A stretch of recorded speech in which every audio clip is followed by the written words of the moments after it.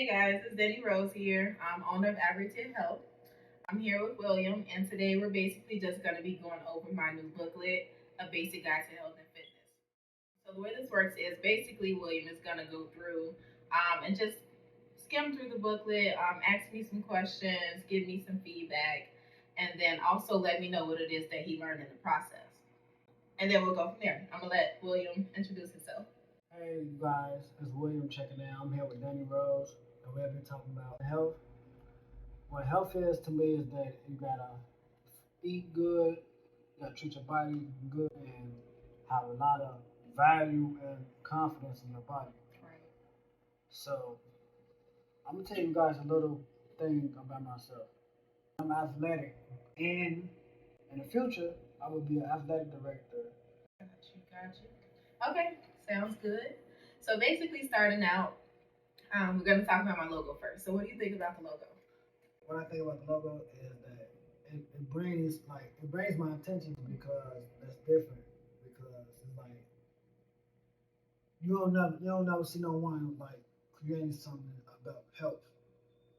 People are always creating stuff about like like sports and everything. Okay, got you, got you. The yellow part is that what does that mean? So basically, let me just give you a little bit of background on how I came up with the name. So basically, my goal is to provide preventative care-based services, meaning that majority of health conditions that are like really prominent nowadays are avoidable. So my goal is to come in and teach people about what it is, what it means to like live a healthy lifestyle, so that they can be more consciously aware of the fact that there are many health conditions that they're at risk for, but they can also be prevented. So advertire just means to prevent or to forewarn, and then the yellow just means like slow down, wait before you go too far, and start to acquire those health conditions or any other like injuries along the way that could have been prevented. What does health mean to you? Health means to me basically the physical, mental, emotional well being of an individual. Um, Whether it's good health or bad health, it basically just circles back to that. Can you give me an example on like what it is to have good health and bad health? Yeah, so good health looks something like just taking care of yourself. A lot of people think that exercising is just to tone the body. Exercise also helps with mental health in general, can also help with emotional health. So there's a lot of things that you can do to live a healthy lifestyle. It's not just about exercising, it's about like meditating. What are you doing to keep yourself calm in like stressful situations? So there's a ton of things that you have to do in order to maintain good health. Bad health, just in a nutshell, not doing anything for yourself. You should always be your main priority. You only get one body, you got to take care of it. Okay. And that's saying like why should why should you exercise daily? Why do you think we should exercise daily? Physical activity in general is better than no activity at all. Our bodies are designed to move. That's why we have so many joints, so many muscles. We're very flexible. Our bodies are made to move. We're not meant to live a sedentary lifestyle. So basically, exercising every day helps you to not only physically take care of your body again, but there's a lot of benefits that comes with exercising daily, such as reducing those risks of getting chronic health conditions. So, by the way, you guys, I know I'm just like coming out with this video, or whatever, but a little bit about myself. Um, I've worked in healthcare since I was about 18 years old, um, and there's a lot of things that happened to people close to me that made me realize that a lot of these things that they went through could have been prevented if they were properly educated and knew more about preventing those chronic health conditions. So, my mission started when I was like much younger, and I always wanted to go the route of being like a physical therapist, occupational therapist. But I think somewhere along the way, there's just like a disconnect in between healthcare and then just educating the general public. So that's where we come in at. Okay. What I wanna put out is that it say get moving. Mm-hmm. So you said walking and jogging and cycling and swimming and stretching training. Mm-hmm.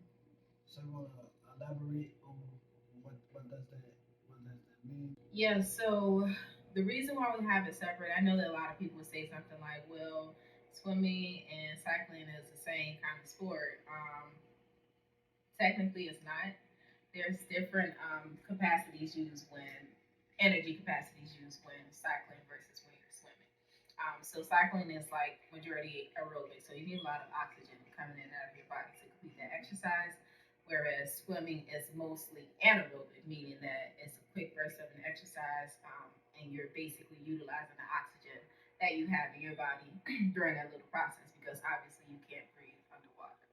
Okay, what is the percentage differences between cycling and swimming? So cycling is 100% aerobic, and then swimming is just 20% aerobic. So you can kind of like decipher between there, but just different energy sources being used. Okay.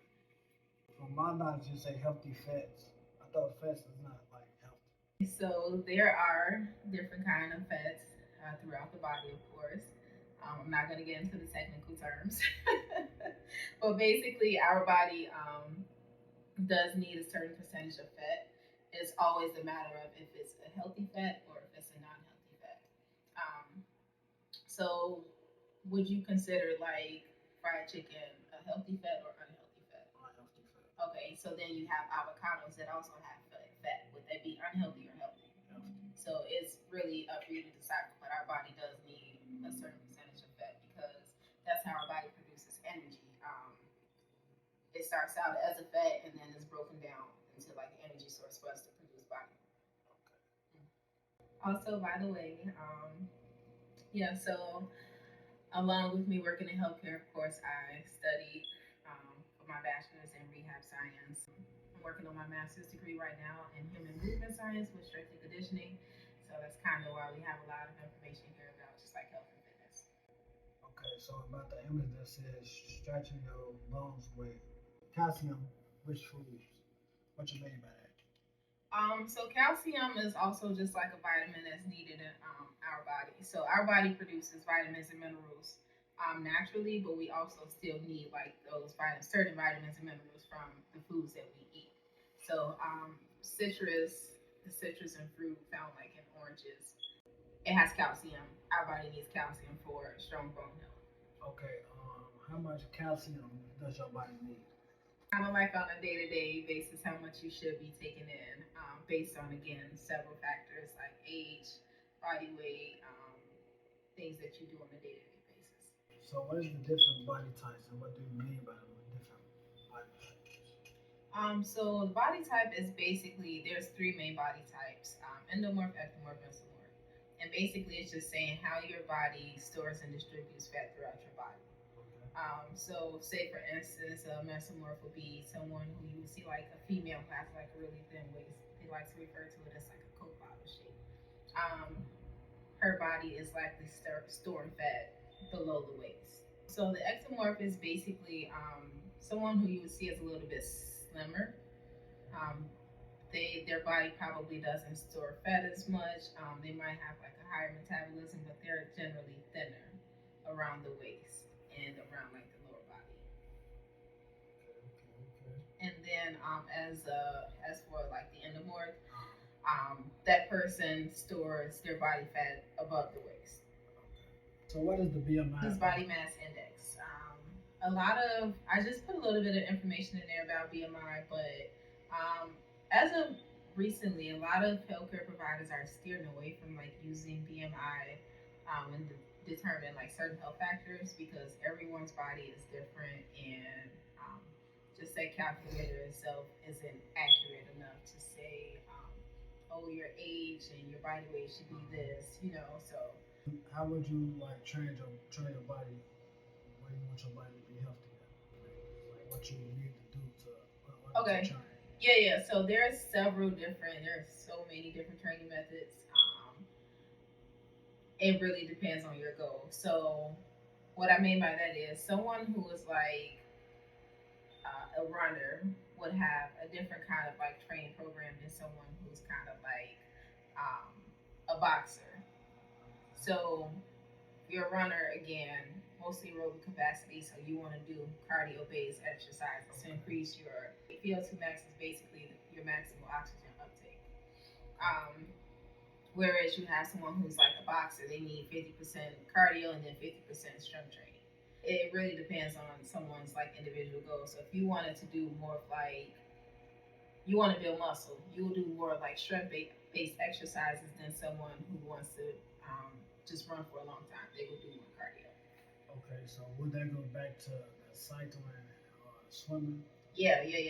So again, if you wanted to build more muscle, you would probably do swimming instead of like cycling.